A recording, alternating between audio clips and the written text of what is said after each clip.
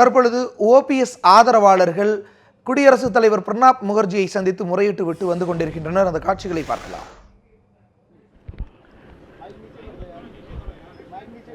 அனைவருக்கும் வணக்கம். அனைத்து இந்திய அண்ணா திராவிட முன்னேற்றக் கழக நாடாளுமன்ற உறுப்பினர்கள் சார்பிலே இன்றைக்கு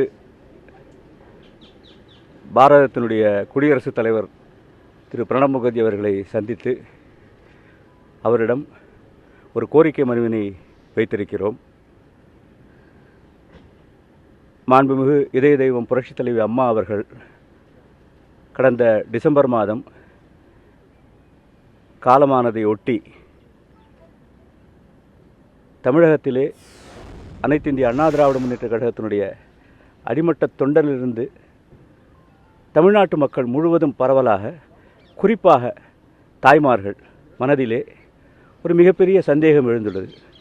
இந்த மரணம் இயற்கையான மரணமா அல்லது வேறு ஏதாவது இதிலே மர்மங்கள் இருக்கிறதா என்று. இதற்கு பல்வேறு அடிப்படை முகாந்திரங்கள் உள்ளன. அனைவருக்கும் தெரியும், மாண்புமிகு அம்மா அவர்களது இல்லத்திலே ஒரு மினி ஹாஸ்பிட்டலே ஐசியூ செட்டப்போட இருக்குது. அதனால் அம்மா இது அப்பப்பொழுது தேவையான மருத்துவ உதவிகள் எல்லாமே அங்கேயே தான் பண்ணிப்பாங்க. 22ஆம் தேதி செப்டம்பர் மாதம் மருத்துவமனை அப்போலோ மருத்துவமனை அனுமதிக்கப்பட்ட பொழுது அவர்களுக்கு நீர்ச்சத்து குறைவாக இருந்தது, காய்ச்சல் இருந்தது, அதனால் அனுமதிக்கப்பட்டார் என்று சொன்னார்கள். ஒரு ஐசியூ செட்டப்பே வீட்டில் வச்சுருக்கச்சே ஒரு காய்ச்சலுக்காகவும் நீர்ச்சத்துக்காகவும் ஆஸ்பத்திரியில் அனுமதிப்பாங்கன்னு சொல்லச்சேயே முதல் சந்தேகப்பூரி அங்கே வருது. ஆனாலும் இருந்தாலும் அன்றைக்கி ஏதோ அம்மா நல்லா நான் போகிறோம் அப்படிங்கிறதுனால தான் கழகத்தினுடைய தொண்டர்கள்லாம் வேண்டிக்கிட்டு இருந்தாங்க. அது பிறகு 75 நாட்கள் அம்மா ஆஸ்பத்திரியில் இருந்தாங்க. காலையில் இட்லி சாப்பிட்டாங்க, இன்றைக்கி ஃபிசியோதெரப்பி பண்ணாங்க, நடந்தாங்க, பண்ணாங்க, ஆலோசனை பண்ணாங்கன்னு பல்வேறு தகவல்களை கொடுத்தாங்களே தவிர அங்கு மருத்துவமனைக்கு சென்ற தலைவர்கள் யாருமே அம்மா அவர்களை நேரடியாக ஒரு முறை கூட, ஒரு க்ஷணம் கூட சந்திக்க முடியவில்லை. நான் ஒரு புற்றுநோய் மருத்துவ நிபுணர், குறிப்பாக இரத்த புற்றுநோய் நிபுணர். அதில் செப்டிசீமியானா என்னன்னு எனக்கு தெரியும். செப்டிசீமியா வந்தால் அதுக்கு என்ன ப்ரிகாஷன்ஸ் எடுக்கணும்னு தெரியும். செப்டிசீமியா வந்தாலே யாருமே பார்க்கக்கூடாது அப்படிங்கிறது கிடையாது. யாராவது ஒருத்தர் 2 பேர் முக்கியமானவங்க. இப்போ உதாரணத்துக்கு அன்றைக்கி பார்த்திங்கன்னா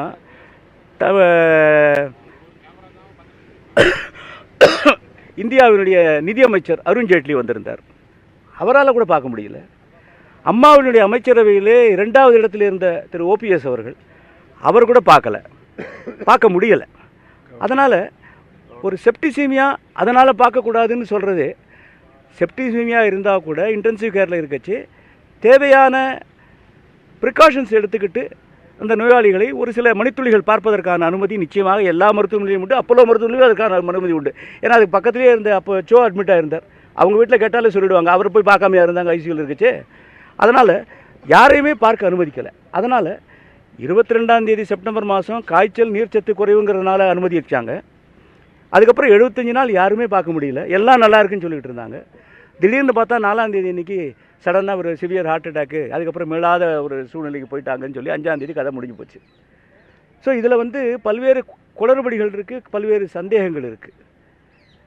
எனவே இந்த சந்தேகத்தெல்லாம் போக்குறது தான் அம்மாவுக்கு நாம் செலுத்தக்கூடிய ஒரு அஞ்சலியாக கூட நான் கருதுகிறேன். எனவே ஒரு மிகப்பெரிய தலைவர், 3 முறை ஜெயித்து வந்தவர், 2 முறை தொடர்ந்து ஆட்சிக்கு வந்தவர், மிகப்பெரிய அறுதி பெரும்பான்மை இந்தியாவிலேயே நம்ம 3வது பெரிய கட்சின்னு கொண்டு வந்தவர். அவருடைய மரணம் சர்ச்சைக்குரியதாகவோ அல்லது சந்தேகத்திற்குரியதாகவோ இருப்பது அவருக்கு நாம் செலுத்தக்கூடிய நன்றிக்கடனாக இருக்காது. எனவே தான் இது குறித்து விசாரணை நடத்த வேண்டும். 75 நாள் அப்போலோ மருத்துவமனையிலே அவருக்கு அளிக்கப்பட்ட சிகிச்சைகள் என்ன, அதில் என்னென்ன குறைபாடுகள் இருந்தனவா, அதன் பிறகு செப்டம்பர் 22ஆம் தேதி அன்றைக்கி என்ன நடந்தது போயஸ் வீட்டில், செப்டம்பர் 22ஆம் தேதிக்கு முன்னாடி என்ன மருத்துவ ட்ரீட்மெண்ட் அம்மாவுக்கு கிடைச்சது, இதெல்லாம் ஒரு தீவிரமாக ஒரு விசாரணை பண்ணால் தான் உண்மை வெளிச்சத்துக்கு வரும்னு நினைக்கிறோம். அது மாத்திரம் இல்லை, அப்போலோ மெட்ராஸ் ஹைகோர்ட்டில் ஒரு ரிட் பெட்டிஷன் போட்டிருக்காங்க. அதில் அப்போலோ ஹாஸ்பிட்டல் 2 நாளைக்கு முன்னாடி அவங்க அஃபிடவிட்டை தாக்கல் பண்ணியிருக்காங்க. அதில் கூட அவங்க என்ன சொல்லியிருக்காங்கன்னா, கடைசியில் எல்லாமே இதுவாக இருந்துச்சு, we decided to allow medical cessation அதாவது என்னென்னா, இனிமேலுக்கு இது ரிவைவ் பண்ண முடியாது அம்மாவை, அதனால் வந்து ட்ரீட்மெண்ட்டெல்லாம் நிறுத்திக்கலாம், வெண்டிலேட்டர்லாம் எடுத்துடலாங்கிற அந்த ஒரு முடிவு எடுக்கிறது. நார்மலாக அந்த முடிவு எடுக்கிறதுக்கு முன்னாடி ஒரு நோயாளியினுடைய இரத்த சம்பந்தங்கள் அவங்கள கூப்பிட்டு நிலைமையை விவரித்து அவர்கள் சம்மதத்தை பெற்று, அந்த சம்மதத்தை எழுத்துப்பூர்வமாக கையொப்பமிட்டு பெற்று, அதே போல் ஒரு நிர்வாக பொறுப்பிலே ஒரு பப்ளிக் ஃபிகராக இருக்கக்கூடிய சமயத்தில் சீஃப் செக்ரட்டரி, அம்மாவுடைய அமைச்சரவை நம்பர் 2 இருக்கக்கூடியவர், இந்த மாதிரி இவங்கள்ட்டெல்லாம் பேசி அவங்க கையெழுத்தெல்லாம் வாங்கிக்கிட்டு அந்த முடிவை எடுத்திருக்கணும். அந்த முடிவை அவங்க அப்படி தான் எடுத்தாங்களா தெரியாது. ஏன்னா ரத்த சம்பந்தங்கள் நிச்சயமாக பார்க்கலைங்கிறது எல்லாருக்குமே தெரிஞ்ச விஷயம். அப்போது அந்த சிசேஷன் ஆஃப் இதை ட்ரீட்மெண்ட்டு அந்த முடிவை எடுத்தது யார், அவருக்கு யார் அந்த அதிகாரத்தை கொடுத்தது, இதை பற்றியெல்லாம் விரிவாக ஒரு விசாரணை நடத்தணும். இது வந்து இன்றைக்கி இருக்கக்கூடிய மாநில அரசு இந்த விசாரணையை செய்கிறதுக்கு அவங்களுக்கு அதுக்கான தகுதி கிடையாது, யோகியதை கிடையாது. ஏன்னா அது 122 எம்எல்ஏக்களுடைய அரசு தானே ஒழிய தமிழ்நாட்டு மக்களுடைய அரசு இல்லை. எனவே இது குறித்து உண்மை நிலை வரணும்னா ஒரு மத்திய அரசு மூலமாக ஒரு விசாரணை நடத்தப்பட வேண்டும். அது எந்த விதமான விசாரணையாக இருக்கலாம், நீதி விசாரணையாக இருக்கலாம், இல்லை சிபிஐ விசாரணையாக இருக்கலாம், எந்த விதமான, அது எந்த மாதிரி விசாரணைங்கிறது வந்து மேதகு நம்முடைய குடியரசுத் தலைவர் முடிவு பண்ணி அவர் அதற்கான முயற்சிகளிலே மேற்கொள்ள வேண்டும் என்று தான் நாங்கள் இன்று அந்த கோரிக்கை மனுவை கொடுத்திருக்கிறோம். ஒரே நாள் அடக்கம் பண்ண காரணம் என்ன?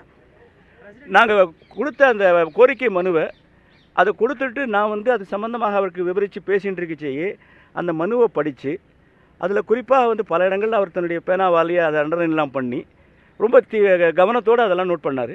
நிச்சயம் நான் அது மாத்திரம் இல்லை, நான் அவரை பார்க்கச்சே 2-3 விஷயத்தையும் சொன்னேன். ஏன்னா அம்மா மறைவுக்கு பிறகு அந்த இறுதிச் சடங்குகளும் போது குடியரசுத் தலைவர் இங்கேருந்து ஆல் தி வே சென்னைக்கு வந்தார். அன்றைக்கி ஆக்சுவலி அவருடைய ஃப்ளைட்டில் வந்து டெக்னிக்கல் ஸ்நாக் இருந்ததுன்னு சொல்லி வேறு ஒரு ஃப்ளைட்டு அது ரொம்ப இன்கன்வீனியன்ஸாக இருந்து அதெல்லாம் கூட மீறி வந்தார். அதுக்காக நன்றி சொன்னோம். அதே போல் 2.5 வருஷத்துக்கு முன்னாடி 2014 பாராளுமன்ற தேர்தல் முடிஞ்ச பிறகு அம்மா டெல்லிக்கு வந்தாங்க ஜூன் மாதம். அப்போ அம்மா பார்த்த முதல் பிரமுகர் வந்து நம்முடைய ஜனாதிபதி தான். அப்போ அம்மா கூட நானும் போயிருந்தேன். அதுக்கு அந்த கன்வர்சேஷன் முழுக்க அவர் பேசிட்டு நான் அப்போ இருந்தேன். அதனால் வந்து அம்மா அவர்களை பற்றி அவருக்கு ஒரு மிகப்பெரிய ஒரு உயர்வான மதிப்பு இருக்கிறது. அம்மா ராஜ்யசபா உறுப்பினர் பிரணாப் முகர்ஜி வந்து லீடர் ஆஃப் த ஹவுஸ், அன்றைக்கி அவை தலைவர், அவை முன்னவர். அதனால் வந்து அம்மா அவருடைய முதல் கன்னி பேச்சு, அதில் அம்மா சொன்னது, அது தமிழ்நாட்டில் வந்து பவர் ப்ராஜெக்ட்டுக்காக பேசினது, இது மாதிரி சின்ன சின்ன விஷயம் அவர் அன்றைக்கி சொல்லி அதெல்லாம் ரொம்ப சந்தோஷப்பட்டார். அம்மாவே இன்றைக்கி அவர் சொன்னாங்க, 20 வருஷத்துக்கு முன்னாடி நடந்தது, என்னை பற்றி இந்த மாதிரி சின்ன சின்ன விஷயம் எனக்கு இவ்வளோ தூரம் ஞாபகம் சொல்லணும், எனக்கு ரொம்ப சந்தோஷமாக இருக்குன்னு சொன்னாங்க. அதனால் அந்த அளவுக்கு அம்மா மேலே அவருக்கு ஒரு பாசம் உண்டு. அதனால் அந்த அடிப்படையிலையும் குடியரசுத் தலைவர் இது குறித்து ஒரு நியாயமான ஒரு நடவடிக்கையை மேற்கொள்வார் என்ற நம்பிக்கை எங்களுக்கு இருக்குது.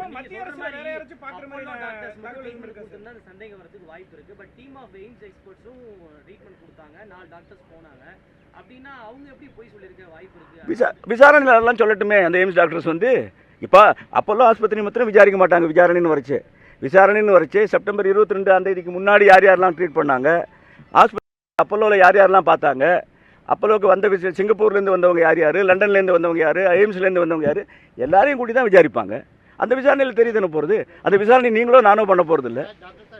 இப்போ பொதுவாக ஒரு பர்டிகுலர் ஒரு குடும்பத்தை பற்றி குற்றச்சாட்டுகள் மக்கள் மத்தியில் இருக்குது. அதே மாதிரி ஒரு பொறுப்புள்ள ஒரு மருத்துவமனை தமிழ்நாட்டிலே ஒரு பிரபலமான அப்போலோ மருத்துவமனையிலே இந்த நிலைமைனாக்க இந்த அப்போலோ நிர்வாகமும் இந்த குடும்பத்தோடு சேர்ந்து இணைந்து கூட்டு சதி பண்ணி இந்த இது முடிச்சிருக்காங்களா?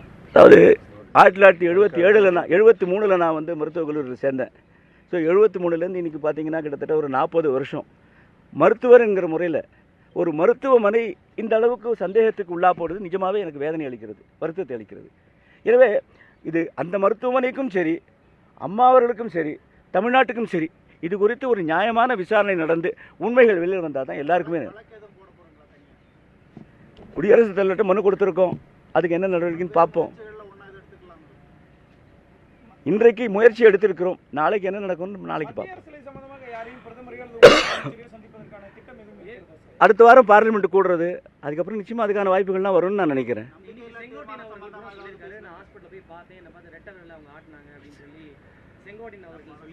அப்போ இன்ஃபெக்ஷனு, செப்டிசீமியா யாருமே பார்க்கக்கூடாதுன்னு சொன்னது செங்கோட்டையனுக்கு பொருந்தலையா?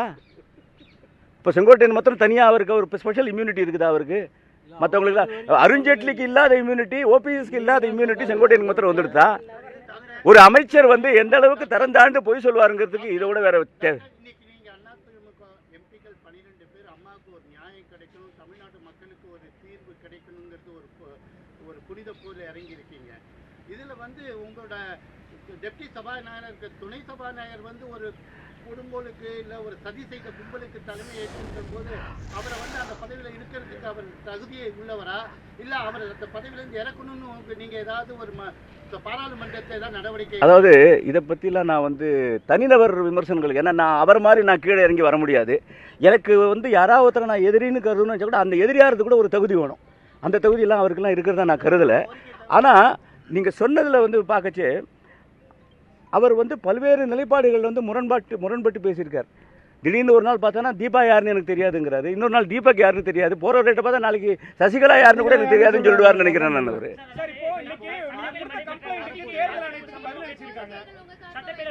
என்னம்மா இல்லை, இன்னைக்கு கோரிக்கை முழுக்க அம்மா அவருடைய மரணம் சம்பந்தமானது. அதை பற்றிலாம் நாங்கள் பேசலாம். பார்லிமெண்ட் தொடங்க போகுது இல்லையா, அப்போ நீங்க வந்து இப்போ எம்பிகள்லாம் 2 அணியா பிரிஞ்சிருக்கீங்க. பாராளுமன்றத்தோட செயல்பாடு எப்படி இருக்க போகுது? ஒன்றா இணைஞ்சு செயல்பட போறீங்களா இல்ல தனித்தனியாக? நாங்கள் அம்மா வழியிலே வந்தவர்கள், அம்மாவை பிரதிபலிப்பவர்கள், தமிழ்நாட்டு மக்கள் நலன் சார்ந்த அனைத்து பிரச்சனைகளுமே எங்கள் அனைவருடைய குரல் பார்லிமெண்ட்டில் எழுதியிருக்கு.